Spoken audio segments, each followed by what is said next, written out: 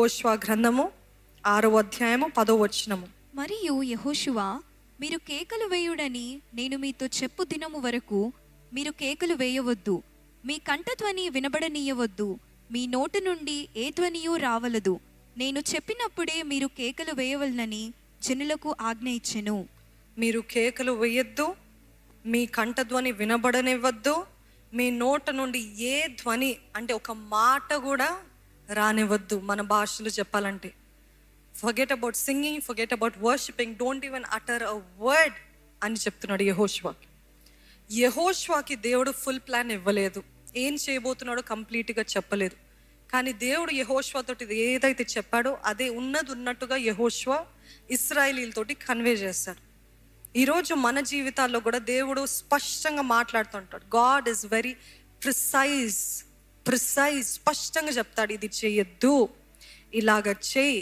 ఎన్ని వాక్యాలు వింటున్నామండి, ఎన్ని మాటలు వింటున్నాం. ఈరోజు విజృంభిస్తుంది వాక్యం, ఎక్కడ పడితే అక్కడ వాక్యం, ఎక్కడ పడితే అక్కడ ఆరాధన, ఎక్కడ పడితే అక్కడ. So it is not that God is not talking to you.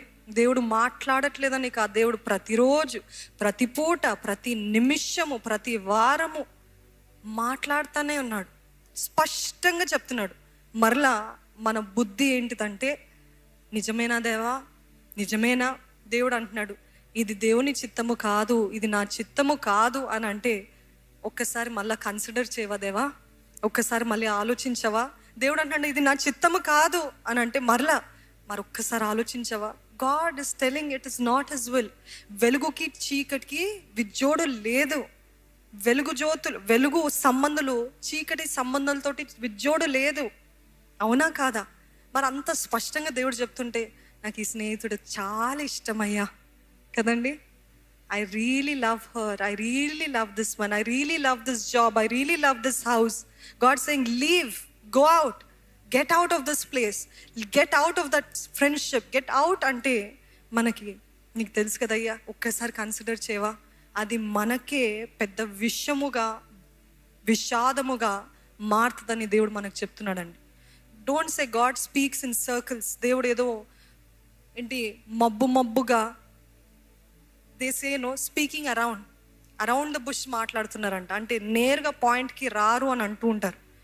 అలా కాదండి, మన దేవుడు స్పష్టంగా మాట్లాడాడు. మీ దేవుడు మీకు స్పష్టంగా మాట్లాడినట్లయితే చేతులెత్తి చూపిస్తారా? మాట్లాడా? ఎన్నిసార్లు మాట్లాడాడు కదా, స్పష్టంగా మాట్లాడే దేవుడు.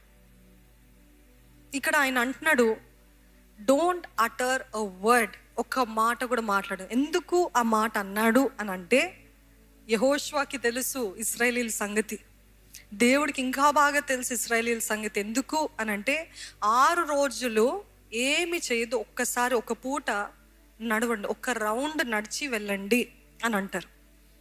7వ రోజు 7 మార్లు నడవండి అని దేవుడు చెప్తాడు. చెప్పినప్పుడు ఇశ్రాయేలీల సంగతి మనందరికీ బాగా తెలుసు కదండి. ఏం చేస్తారు?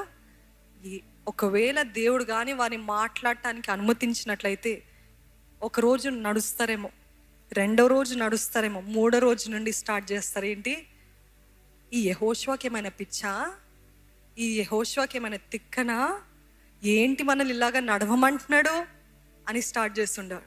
4వ రోజు, ఇదేం పనో నాకు అర్థం అవ్వట్లే, దీంట్లో ఏం కార్యం జరుగుతుందో నాకు అర్థం అవ్వట్లే, ఈ మాటలు వస్తాయి కదండి. ఇశ్రాయేలీల సంగతి దేవుడికి బాగా తెలుసు, అందుకే ఒక్క మాట మాట్లాడకుండా వారిని తిరగమను అన్నాడు దేవుడు. ఇశ్రాయేలీలు బాగానే ఉంది వారిని అంటాం. ఈరోజు మన జీవితాలు కూడా అంతే. దేవుడు అంటున్నాడు, మౌనంగా ఉండు, జస్ట్ బీ క్వైట్. ఊరికే నిలిచి దేవుడు చేసే కార్యాలని చూడు అని అంటే, ఏం చేస్తున్నావు దేవా, నాకేం కనిపించలేదు దేవా, నాకేం అర్థం అవ్వట్లేదు దేవా, నా కళ్ళకి ఇప్పుడు కనపడాలి, నా జీవితంలో కార్యాలు ఇప్పుడు జరగాలి, నేను అది చూడాలి అని అంటే దేవుడు అంటున్నాడు, బీ క్వైట్. నోరు మూసుకొని కూర్చో, చెప్పాలంటే నోరు మూసుకో, be quiet, don't utter a word. నేను చేసే కార్యాలు మౌనంగా ఉండు. ఈ సమయంలో ఇక్కడ చూసినట్లయితే they are waiting upon the lord quietly. 6 రోజులు క్వైట్గా వెయిట్ చేస్తూ తిరుగుతూ ఉండమన్నారు. 7వ రోజు దేవుడు వారిని కార్యం చేయమన్నారు. అర్థమవుతుందండి? There are sometimes that god asks us to wait, and there are some times God asks us to do something. ఈ 6 రోజులు మౌనంగా ఉన్నామన్నాడు, ఒక్కరోజు కార్యము జరిగించమన్నాడు. ఈరోజు మన జీవితంలో ఏ విషయంలో దేవుడు మౌనంగా ఉండమంటున్నాడు? ఏం చేయకు, జస్ట్ వెయిట్. ఆ సమయం కోసం వేచియుండు, ఆ సమయం కోసం, ఆ కార్యము కోసం వేచియుండు. డోంట్ డూ ఎనీథింగ్ అన్నప్పుడు మనకి కష్టంగా ఉంటుంది మాటలు. అందుకనే మన నోటికి మనం చిక్కము వేసుకుందామండి. We will shut our mouth. ఎందుకంటే అవిశ్వాసపు మాటలు మీ దగ్గర వచ్చినప్పుడు దేవుడు తన కార్యము చేయలేడు. అర్థమవుతుందండి? Don't let the words of unbelief come from your mouth. నా దేవుడు జరిగిస్తాడు, నా దేవుడు కార్యము జరిగిస్తాడు. నేను కనిపెట్టి ఉన్నాను, నేను కార్యము జరిగిస్తున్నప్పుడు దేవుడే నా పక్షాన పోరాడతాడు, ముందుకి నడిపిస్తాడు అనే ధైర్యము, విశ్వాసం మాకందరికి దయచేయమని. విత్తబడిన వాక్యం ఎక్కడ అపవాది దొంగలించకుండానట్లు దేవా, నూరట్ల ప్రతిఫలము పంటని మా హృదయంలో నీవే ఫలింపజేయమని వేడుకుంటున్నాము. వచ్చిన ఏ ఒక్కరు కూడా తన వ్యర్థంగా తిరిగిపోకూడదయ్యా. ఇప్పుడు యేసు నామములో తేలిక కలుగునుగా కానీ వేడుకుంటున్నానయ్యా, సమాధానము కలుగునుగా కానీ వేడుకుంటున్నానయ్యా, విడుదల కలుగునుగా కానీ వేడుకుంటున్నానయ్యా, విరుగుడు యేసు నామంలో కలుగునుగా కానీ వేడుకుంటున్నానయ్యా. నీ నూతన క్రియలు ఇక్కడున్న ప్రతి ఒక్కరి జీవితంలో, లైవ్లో చూస్తున్న ప్రతి ఒక్కరి జీవితంలో నీ చిత్తమైన సమయంలో, తగిన సమయంలో తండ్రి నీ నూతన కార్యాలు ప్రారంభించబడునుగా కానీ వేడుకుంటున్నానయ్యా. Let them all testify, Lord. స్వాధీనపరచుకోవాలయ్యా, జయించాలయ్యా.